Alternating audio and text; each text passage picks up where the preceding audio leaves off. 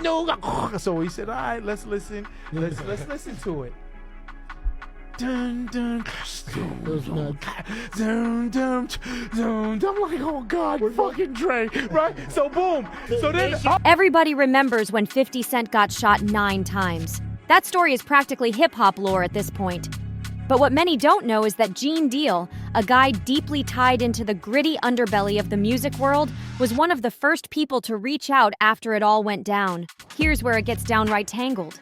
At the time, Gene was tight with the Murder Inc. crew, folks who had serious clout on both the streets and in the industry. These weren't just rap feuds, they were real beefs with high stakes. Later on, 50 famously flipped the script by taking down one of the key figures linked to his own shooting. Talk about a twist of fate. But that's just the beginning. Fast forward to now, and 50's implying that Gene Deal didn't just call to offer sympathy. According to 50, Gene might have been one of the main reasons he pulled through that brutal ordeal. Could Gene have played a bigger role than anyone imagined? Start piecing it all together, and it begins to feel less like chance and more like a well-orchestrated play. What really happened on that infamous night? Who was pulling the strings in the shadows, and how deep does the conspiracy go? Gene Deal, former bodyguard to Diddy, recently dropped some bombshell claims that have the potential to completely rewrite the narrative surrounding 50's near-fatal encounter in 2000. For years, fans and insiders have speculated about who truly wanted 50 Cent out of the picture. Gene's account, though, hints at some powerful figures operating behind the scenes, masterminding moves that might have changed hip-hop history forever. The deeper you dive into this story, the more unsettling it gets. Gene Deal claims he was down in Mexico with the BMF crew when the shocking news broke. 50 Cent had been shot 9 times. But what really raises eyebrows is what happened next. 50's former manager allegedly reached out to Gene, trying to connect him with none other than Supreme, the very figure widely rumored to have ties to the hit on 50. You have to wonder, why would someone from 50's own team try to get in touch with the guy everyone whispers might be behind the shooting? That's not just strange, it's suspicious. It's like they weren't as blindsided by the news as you'd expect. Suddenly, this wasn't just another rap beef. It felt more like a high-stakes game of chess, with moves planned long before the first shot rang out. Gene didn't hold back. He pointed out that tensions were already running high, and Murder Inc.'s name was popping up left and right. According to Gene, people from the label were acting like they knew something huge was about to happen, almost like 50's shooting was just another step in a larger plan. It's no secret that 50 Cent and Murder Inc. had one of the most explosive rivalries in hip-hop history. So when Gene started calling out the eerie behavior he saw, the streets started talking, and fans began to piece together their own theories. Suddenly, fingers were pointing at Irv Gotti and Ja Rule. Was it possible they had a bigger role in all of this than anyone suspected? These weren't just random rumors from fans either. These whispers were surfacing while 50 Cent was quickly climbing the ranks and Murder Inc. was still holding their title. The stakes couldn't have been higher. And let's not forget, Murder Inc. wasn't just a rap label. Their street connections were real, their influence was heavy, and they played by their own rules. Back in the early 2000s, Irv Gotti's name was already well known in the music world, but it was his connection to Supreme that really had people buzzing. Supreme wasn't just another guy on the scene, he was one of the most feared figures in the game. By the time federal agents stormed Murder Inc.'s offices in 2003, the whispers were impossible to ignore. The feds were digging into some serious allegations, from major money laundering to deep connections with Supreme's drug empire. Suddenly, the idea that the streets and the music industry were entangled seemed less like a conspiracy theory and more like cold, hard reality. Irv and his brother ultimately beat the charges, but the whole ordeal left people wondering, if Supreme truly wanted 50 Cent out of the picture, was Murder Inc. just standing by? Or were they playing a bigger role than they ever let on? These weren't just casual questions anymore. They were the kind that kept resurfacing, forcing even the most casual fans to look at the situation with fresh eyes. Fast forward to today, and 50 Cent hasn't let go of that grudge. When Irv Gotti recently passed, many thought the old beef might finally be put to rest. Instead, 50 took to Instagram with no condolences, no RIPs, just pure cold mockery. His post was loud and clear. The rivalry still burns, and 50 Cent isn't about to back down. When it comes to Gene Deal's claims, 50 didn't shy away from them either. In fact, he doubled down by reposting Gene's entire interview on his own page. That's not something 50 does lightly. He's always been calculated when it comes to sorting out rumors from facts. For him to amplify Gene's story like that, it was a signal, a loud, unmistakable signal. It suggested there was more truth to those claims than most had dared to consider. And then, the narrative took an even darker turn. Daryl Hamo Baum's name entered the mix. Baum wasn't just another street figure, he was well known, particularly in New York's underground circles. More than that, he had ties to one of the most iconic athletes in history, Mike Tyson. Hamo reportedly served as Tyson's personal bodyguard, a position that placed him close to powerful, influential figures. This wasn't just a story of street beef anymore. It was something far more layered, and the deeper you looked, the murkier the picture became. The connection between Mike Tyson and Daryl Hamo Baum went deep, tracing back to their early days in Brooklyn. Over time, their bond only grew stronger, with Baum's formidable reputation on the streets serving as a shield around Tyson's inner circle. This relationship, though, complicates an already tangled narrative. While Tyson has never been officially linked to anything related to 50 Cent's infamous shooting, the mere association with Baum has fueled years of speculation. Even now, whispers persist about what Tyson might have known, or not known, about the events of that chaotic time. It's important to note, there's no concrete evidence tying Tyson to the incident, and 50 Cent has never directly pointed a finger at him. Yet Baum's presence in the story can't be overlooked. For anyone familiar with the song Many Men, the name Hamo stands out like a ghost in the lyrics, a subtle nod to the shadowy figure whose life was so entwined with this tale.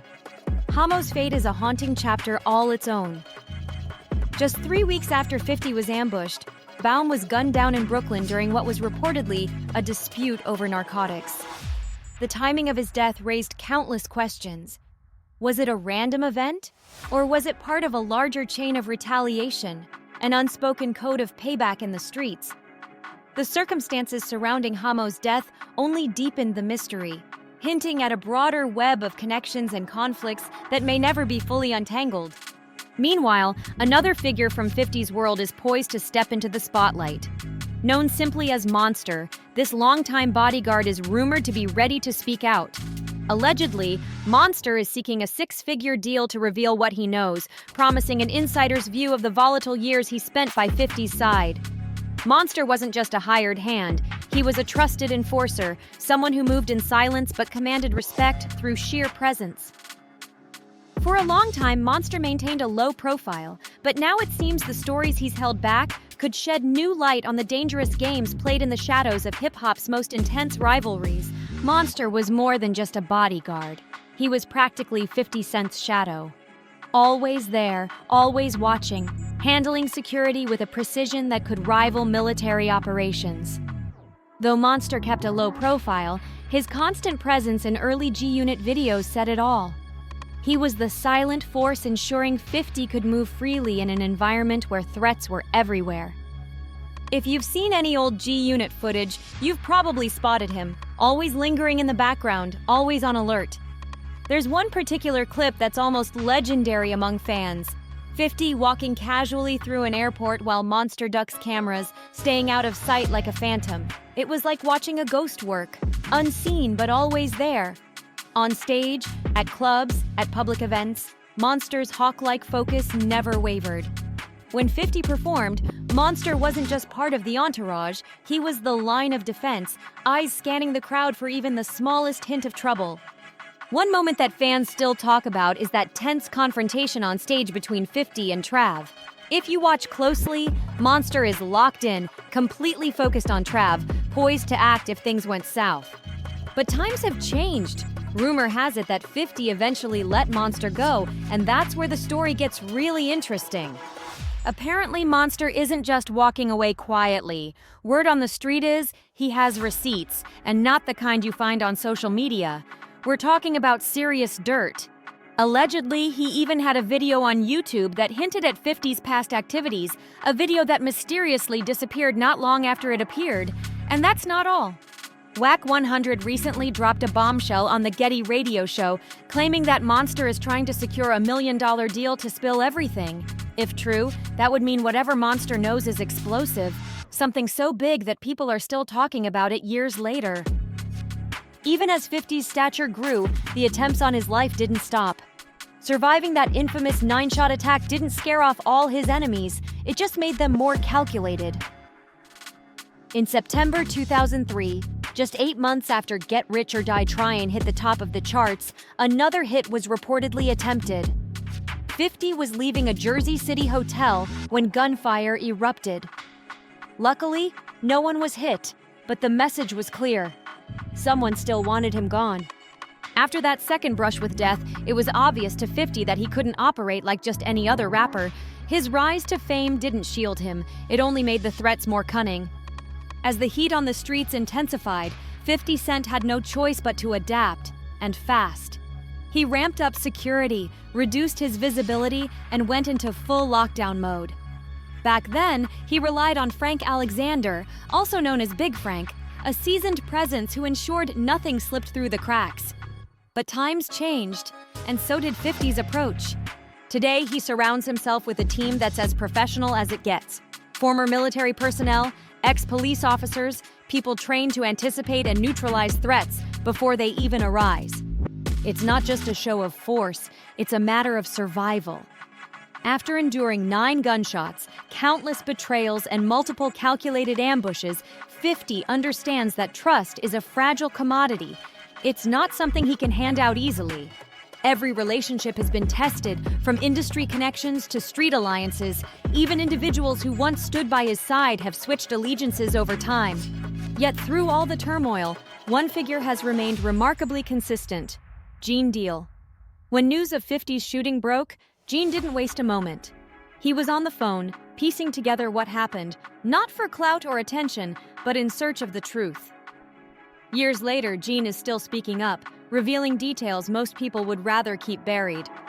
While others stayed silent, played both sides, or simply turned a blind eye, Gene was there, watching, taking notes, and ringing the alarm bells. Though 50 didn't publicly acknowledge Gene's loyalty back then, it's clear now that he recognizes who truly had his back during those dangerous days. But that raises an even bigger question: just how deep does this rabbit hole go? If Gene had that kind of insider knowledge, what other secrets might he be holding on to? And what about Monster? If he's ready to spill the beans for a hefty price, what kind of game is being played behind the scenes? Even after all these years, it feels like the shadow of those early battles still looms large. Is it paranoia, or are there still people out there who want 50 Cent out of the picture for good? It's the kind of story that never really ends. The more you dig, the more you find yourself wondering who's really pulling the strings and why.